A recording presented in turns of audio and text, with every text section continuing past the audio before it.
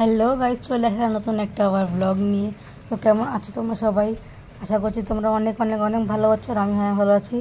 তো আজকে যাচ্ছি কলেজে আর কি, মানে কালকে আমার জন্মদিন ছিল তো ভীষণ টায়ার্ড লাগছিলো, সকালে উঠতে ইচ্ছে করছিল না। তো দেন আমি ভাবলাম যে না যাই, অনেক দিন যাওয়া হয় না। তাই জন্য উঠে রেডিমেডি হয়ে 7:30টার সময় কলেজ ছিল, 6:48 একটা ট্রেন ছিল, সেই ট্রেনটা ধরে চলে যাচ্ছি কলেজের দিকে। আমি আর দিশা এখান থেকে একসাথে যাই আর কি। তো আমার তো মানে প্রচণ্ড পরিমাণে ঘুম পাচ্ছিলো ট্রেনের মধ্যেও। ট্রেনটা ছিল পুরোটাই ফাঁকা, তোমাদের দেখাবো আমি একটু পরেই।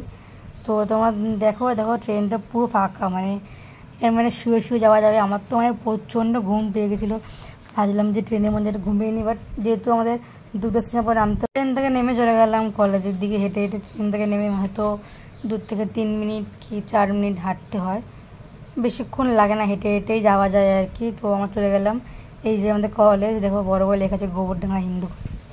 তো আমার তো ইচ্ছে একদমই ছিল না যে যাওয়ার, বাট তাও গেছি অনেক, মানে জোর করে, মানে নিজেকেই নিজে জোর করে যে না চল চল, অনেক দিন তো যাস না, এরকম একটা ব্যাপার।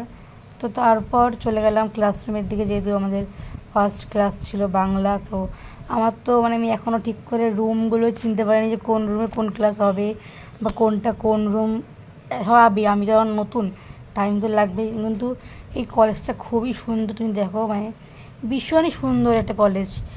এত ভিউটা এতটাই সুন্দর, মানে না দেখলে এত বোঝা যাবে না। আমি ঘুমের মধ্যে মানে ভিডিও করছি, এখন আবার চোখ মুখ বন্ধ। তো ওই যে ওই কোনোটা দেখতে পাচ্ছি, আমি আঙুলতে দেখালাম, ওইখানটা আমার ছিল ক্লাস। মানে অনেকটা হেঁটে যেতে হবে, মানে এখান থেকে আমার 5 মিনিট লাগবে মানে হাঁটতে।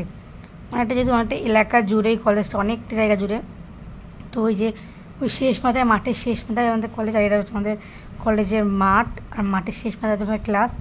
তো দেন অনেক কষ্টে ক্লাসে গিয়ে বসেছিলাম আমি আর দিশা একটু স্টাইল করে নিল, যে আমাকে বলছে ভাই আয়নাটা দেখা, আয়নাটা দেখা, আমি চুলটা ঠিক করবো। তখন যদিও ক্লাসে কেউ ছিল না, মানে খুব কম স্টুডেন্ট ছিল, তাই জন্য আমি আর দিশা তখন আমাদের রাজত্ব একটা ব্যাপারই ক্লাসের মধ্যে সেলফি মেলফি তুললাম, কয়েকটা ভিডিও করলাম, মানে নর্মালি ভিডিও রিলস করিনি আর কি। তো তারপর ভিডিওর মধ্যে একটু মানে পোস্ট টোস্ট দিলাম, দিশা তো চুল ঠিক করেই যাচ্ছে, চুল ঠিক করে যাচ্ছে, মানে ও ভাবছে হয়তো যে নর্মালি হয়তো ভিডিও করছি, জানি না যে আমি এটা আমার ব্লগের মধ্যে অ্যাড করবো।